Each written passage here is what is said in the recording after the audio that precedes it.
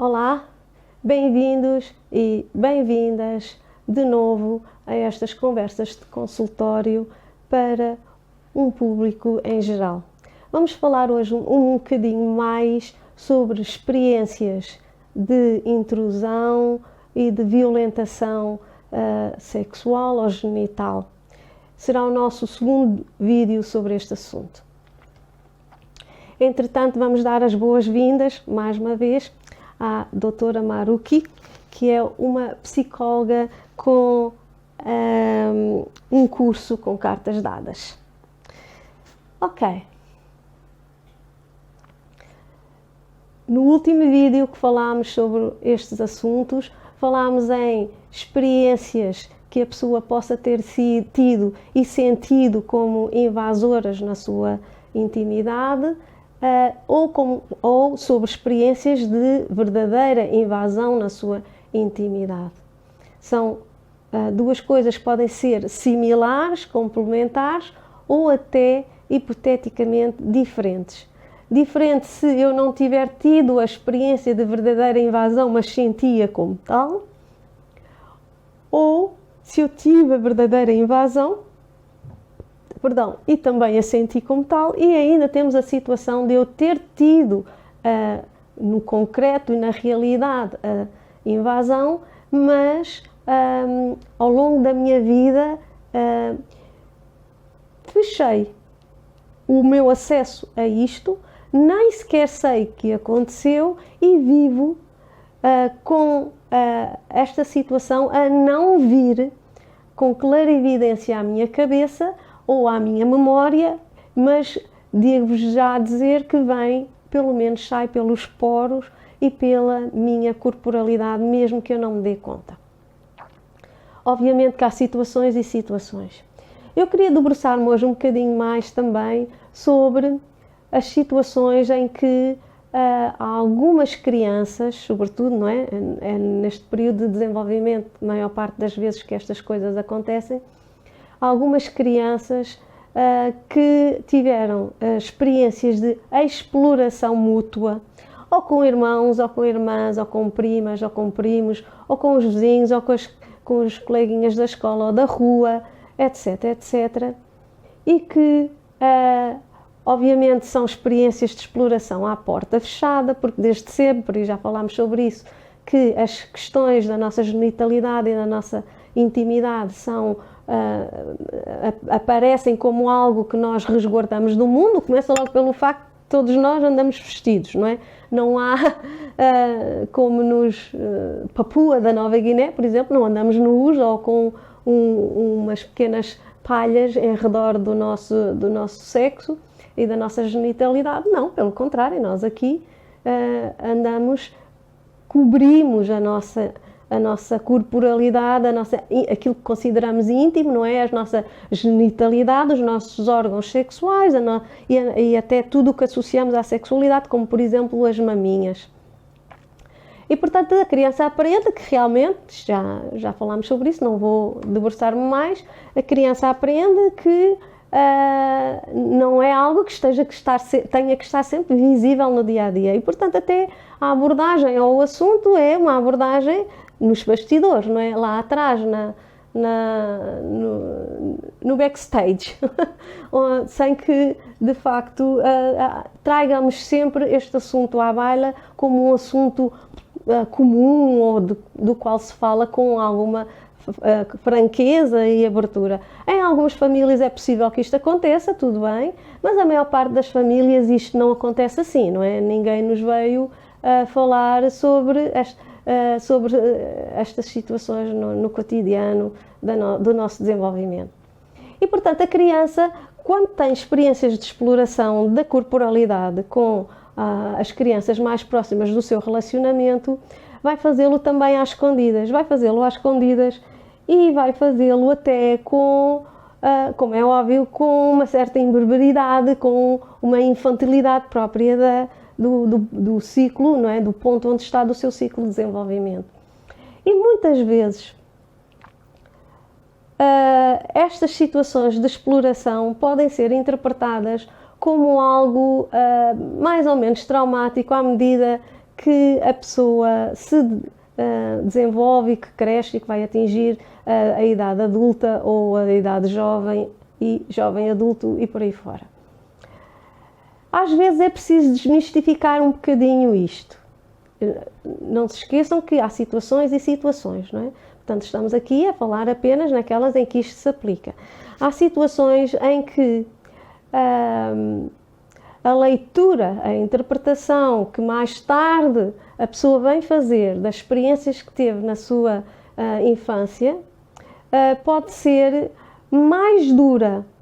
e mais carregada de um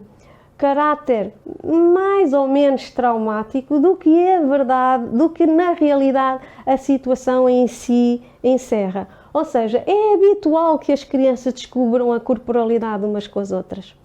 É habitual que as crianças descubram a sua própria genitalidade e até a masturbação como sendo um prazer pessoal da sua própria corporalidade. Tudo isto é normalíssimo na aprendizagem da intimidade e da sexualidade. E a leitura que por vezes se faz destas situações é que pode ser demasiadamente dura, demasiadamente imbuída de um caráter que não me deixa elaborar não só cognitivamente como emocionalmente o que se passou, e eu acabo por entender que foi uma experiência traumática, como eu costumo dizer, às vezes de caixão à cova, e que isto está aqui a empancar. Eu sinto-me fixada naquele desenvolvimento, naquele ponto do meu desenvolvimento onde eu ainda não saí, e tenho algumas problemáticas relacionadas com isto. E às vezes, se vamos fazer uma viagem, por exemplo, em consultório com um psicólogo ou com um psicoterapeuta sobre estes aspectos, nós acabamos por perceber que eles afinal não tiveram o cariz nem os contornos de uma verdadeira violentação, nem de intrusão, mas foram assim interpretados pela pessoa e que podem estar a ser sobrevalorizados, neste caso, e impedir uma felicidade melhor. Desculpem, não era isto, não era assim que eu queria construir a frase. Podem estar a impedir o alcance de um estado na minha vida em que eu me sinto bem, descontraída e em paz, conciliada com essa situação. Pelo contrário, se eu ainda não a abordei, se eu ainda não lhe dei o verdadeiro significado que ela tem, se calhar eu vou continuar com isto na minha vida como um problema do qual eu não me desenvencilho e que de facto pode até nem ter os contornos necessários para ser considerado um trauma, ok? E às vezes é preciso isto também, desmistificar, destraumatizar, desdramatizar algumas coisas que aconteceram na nossa vida e que nós às vezes temos a tal névoa associada à mesma e que nos pode levar a lugares de sofrimento. Eu estou-me a lembrar de situações, sei lá, crianças pequeninas que precisaram de usar gesso nas pernas, mesmo muito pequeninas, e que tanto um médico ou um pai ou uma mãe, quando tiram e põem esse gesso, por exemplo, que se enfia todo junto, todo de uma vez nas duas perninhas, crianças que nasceram, por exemplo. Isto acontecia muito antigamente e hoje não estou tão certa que a ortopedia pediátrica ainda use isto, não faço a menor ideia, mas antigamente eu lembro-me de frequentar um hospital pediátrico e havia muitas crianças com isto, com um gesso nas duas pernas para endireitar as perninhas que estavam tortas, e esse gesso não era sempre colocado múltiplas vezes, era colocado às vezes, enfiava-se pelas perninhas da criança e ao enfiar-se, por exemplo, se a pessoa fosse um pouquinho mais brusca no movimento, chegava cá acima à zona da virilha e poderia magoar junto da zona genital, ou uma palmada que a mãe possa ter dado à menina quando ela estava em explorações vaginais, qualquer coisa assim, ou apenas aquela palmada que o tio dava no nosso rabinho quando nós nos portávamos mal e ficávamos lá em casa, e que nós associamos a além do rabinho que a mão terá ido um pouquinho mais para outra zona. Tudo isto são às vezes coisas reais e que tinham intencionalidade, tudo bem, mas noutras vezes são coisas reais, sim senhora, mas que não tiveram uma intencionalidade de intrusão, mas que foram assim sentidas pela criança, e que às vezes é preciso também trabalhar e desmistificar para que a pessoa se consiga sentir em paz emocionalmente, em paz e largando de facto o seu sofrimento. Outras vezes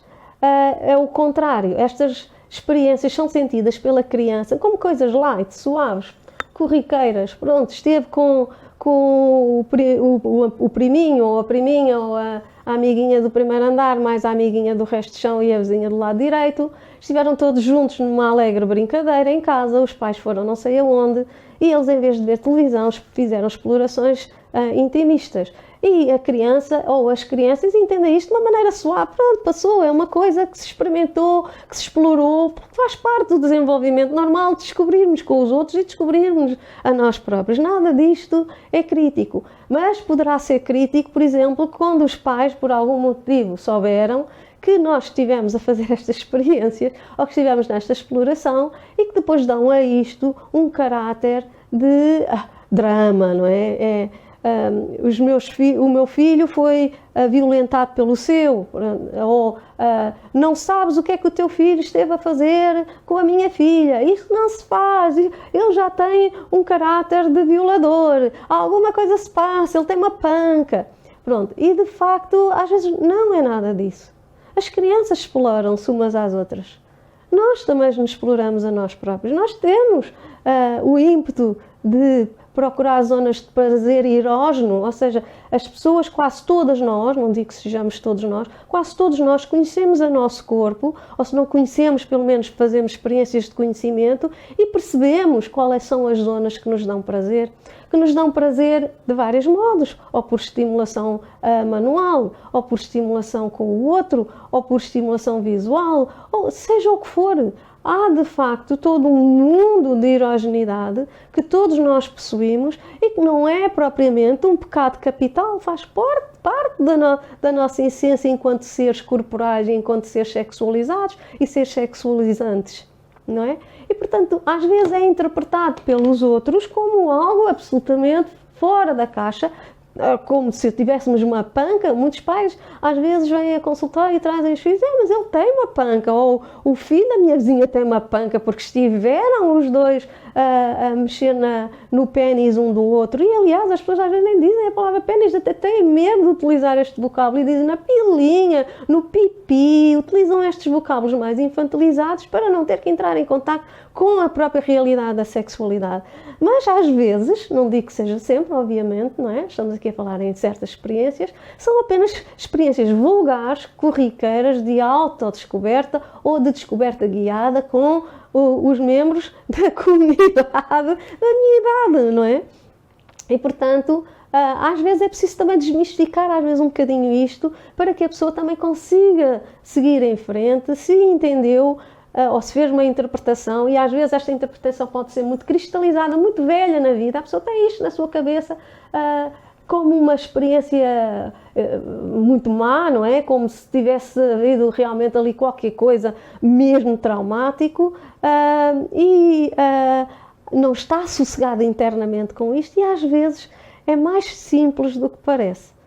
Às vezes não é tão traumático, às vezes não é tão violentador quanto se interpreta, às vezes foi apenas uma incursão simples numa história de descoberta. Às vezes as pessoas aliviam bastante quando percebem isto.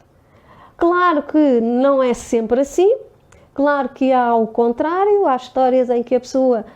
lhe deu o carisma de passam, ok, sim, isto aconteceu, não teve impacto e tal, e tal, mas na verdade teve mais impacto do que ela admite conscientemente. Aí nós às vezes fazemos uma história de viagem, não é? Ou fazemos uma viagem à sua história de desenvolvimento ou ao acontecimento, se a pessoa tiver acesso a ele, ou não, às vezes vamos de maneira indireta, mas isto tudo com o consentimento, com a necessidade verbalizada da pessoa de fazermos esta viagem.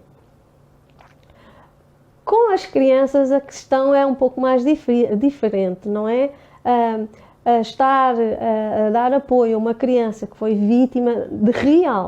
de uma situação de violência deste estilo é um trabalho completamente diferente deste tipo de trabalho que eu estou a falar já com a pessoa adulta em ambiente de psicoterapia. Eu refiro-me sempre mais às experiências mais de adultícia, da pessoa já mais adulta, porque é a experiência que eu, em consultório, mais possuo por decisão própria minha, não é? Tenho mais especialização em trabalho com adultos nesta área do que com as próprias crianças. Mas devo dizer que nestas situações é sempre útil,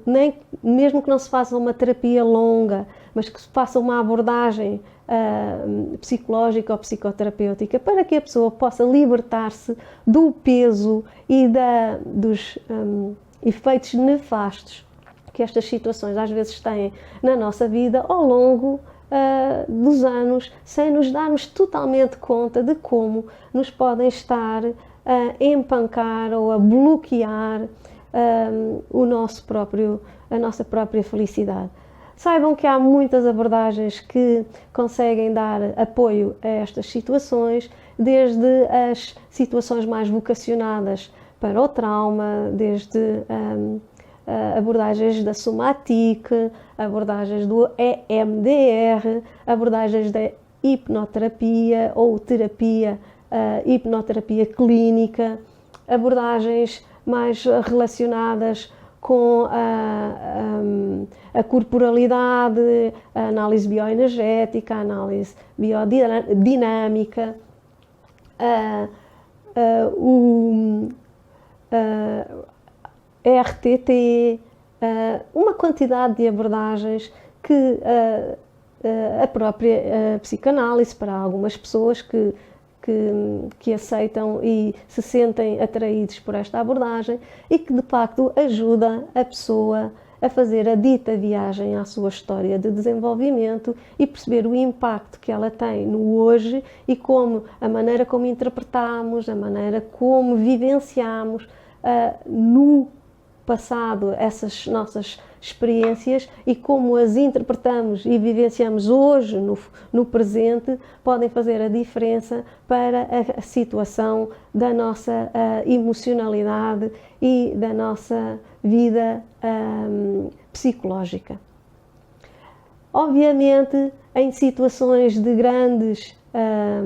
traumas, em que há sistematização e a continuidade no tempo de situações de invasão e de violentação sexual,